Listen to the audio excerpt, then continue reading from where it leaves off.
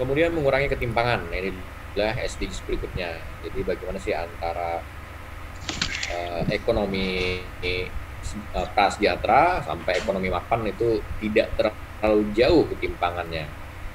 Pasti ada ketimpangan begitu, tapi tidak terlalu jauh. Itulah yang diharapkan dengan SDGs.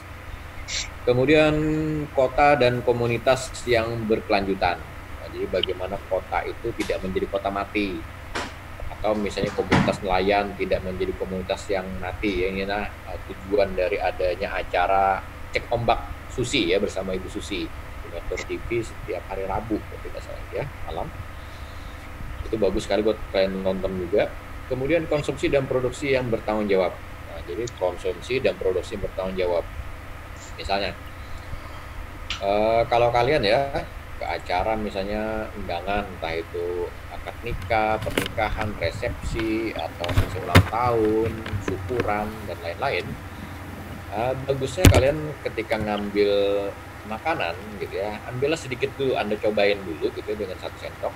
Kalau Anda suka, ya, ambillah secukupnya ya, jangan berlebihan juga kalau suka. Jangan sampai Anda mengambil porsi gitu ya, porsi kuli, ya setelah masuk porsi kuli, tetapi Anda tidak habis begitu, cuma 1 sendok 2 sendok, kemudian Anda tidak suka rasanya, Anda taruh kan mubazir gitu. Mungkin ada tamu lain yang suka. Nah, jadi sebaiknya Anda tes dulu ya, kalau Anda nonton film acara reality show ya, MasterChef. Itu kan jurinya ya, para chef itu cuma ngambil sendok dulu, dia cobain enak, nah baru dia ngambil lagi gitu ya. Nah, bagusnya seperti itu sebenarnya. Jadi jangan asal ambil gitu ya, berbagai menu masuk satu piring, kemudian akhirnya porsi-porsi kulit. Ternyata begitu menikmati 1 sendok gitu ya, perut Anda terasa kenyang sudah, karena apa? Rasanya tidak suka Anda. Nah, kan tidak bagus begitu ya. Jadi ini adalah konsumsi dan produksi yang bertanggung jawab. Jadi kalau Anda ngambil porsi kulit gitu ya, Anda suka tidak suka, Anda harus menghabisinnya. Ya, jangan sampai tuan rumah kecewa begitu Anda 1 sendok 2 sendok tidak suka, Anda taruh di bawah. Sayang gitu ya, mubazir, Tuhan aja nggak senang gitu, apalagi manusia yang ngeluarin duitnya beli itu gitu. Sayang ya, jadi jangan mubazirkan itu. Kenapa itu tidak disukai ya oleh dunia?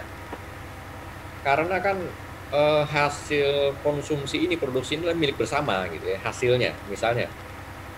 Misalnya Kecamatan Bongan ya, Bongan misalnya punya 1 ton beras, ketika panen dia jual ke Kutai Kartanegara. Nah, artinya begitu ya, hasil produksi dari petani Bongan itu bukan hanya untuk masyarakat Bongan saja gitu, tapi se-Kutai Kartanegara. Nah, itulah yang disebut dengan produksi milik bersama. Hasil produksinya milik bersama gitu ya. Memang secara kepemilikan juga milik petani, ya kan. Tapi kan hasilnya misalnya 1 hektar itu 4 ton, dia punya 1 hektar. Berarti 400 ton.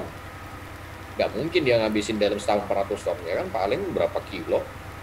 Atau orang itu paling sehari mungkin apa ya, nggak banyak juga. 1 kilo itu mungkin bisa 3 hari mungkin, atau 2 hari ya 1 kilo ya, kalau sendirian gitu. Kayaknya enggak juga deh. Saya biasa masak 2 gelas gitu, 2 gelas ini bisa buat 6 kali 7 kali makan gitu ya. Jadi kalau satu orang itu nggak mungkin dia ngabisin segitu banyak, kan akhirnya dia jual lah gitu ya untuk menambah penghasilan dia. Nah, itulah yang disebut dengan produksi, adalah milik bersama dan tanggung jawab bersama. Jadi jangan dibajirin gitu ya. Anda misalnya ya tahu sayur itu mudah layu, misalnya jenisnya jenis sawi ya, berbeda dengan wortel atau kentang ya. Wortel, kentang Anda beli itu bisa bertahan 4 sampai 5 hari. Tapi kalau sawi gitu ya, setengah hari aja udah layu. Jadi kalau beli sawi cuma buat nemenin mie goreng instan Indomie begitu ya, nggak perlu Anda beli banyak, cukup beli 1 ikat cukup gitu ya, atau 1 rumpun gitu ya cukup, sudah belinya gitu, nggak perlu banyak-banyak. Apalagi yang mudah busuk ya, nah itu penting sekali manajemen itu berhubungan dengan penghematan ya. Kalau perlu ya kayak Lombok tuh Anda nggak perlu beli, Anda tanam aja ya kan, pakai polybag, tanam. Untuk pupuk Anda ambil aja lumpur di paret, ya, itu udah bagus banget tuh jadi pupuk ya. Bilangin orang tua ya di rumah ya, Anda bantu orang tua Anda untuk tidak membeli capek ya. Bentar lagi nih ya, Natalan tuh sama tahun baru. Nah, itu penting sekali ya kalau dari sekarang Anda bertanam dari sekarang, mungkin dalam pekan ini bertanam ada dengan polybag. Nah itu kemungkinan tuh Natalan dan tahun baru bisa panen. Ya, jadi tanam aja 5 polybag. 5 itu cuma 5 biji ya kan, 5 biji dari satu cabai gitu. Kalau Anda tanam, pupuknya ambil di paret aja, lumpur paret ya, itu bagus pupuknya. Berikutnya ada penanganan perubahan iklim. Nah ini sama-sama ya, jadi jangan sembarangan kita menghabiskan energi fosil, terutama bensin, solar.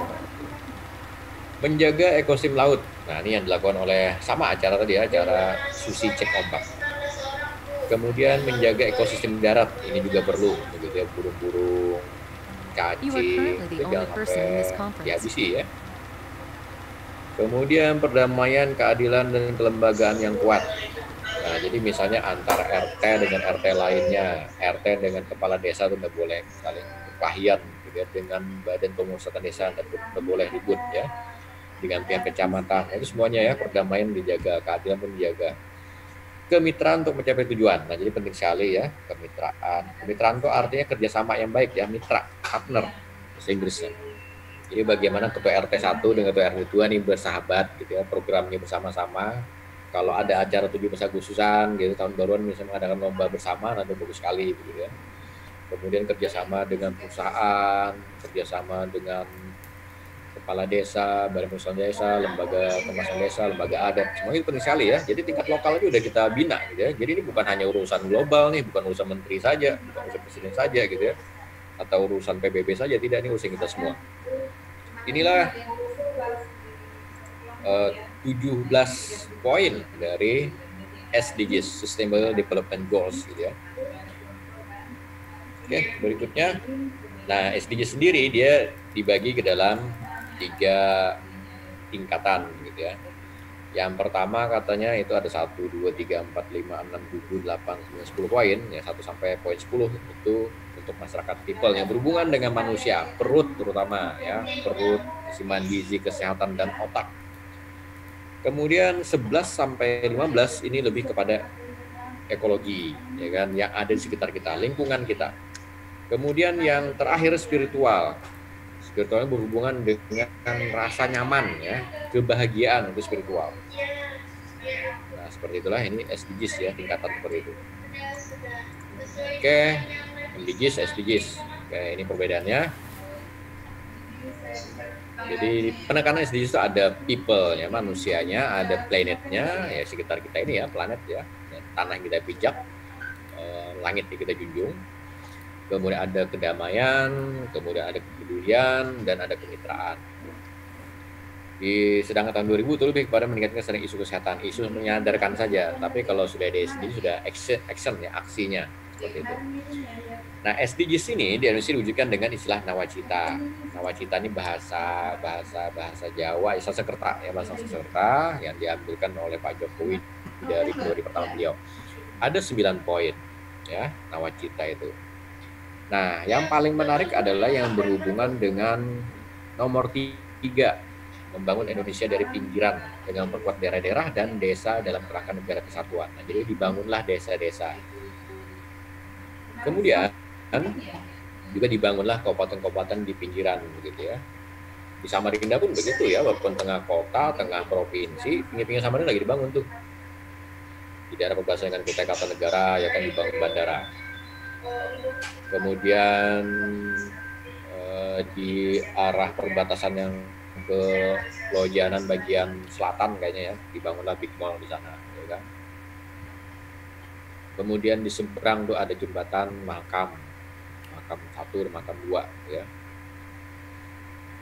Kemudian banyak ya, jalan lingkar dan sebagainya dalam rangka memperkuat ya daerah pinggiran.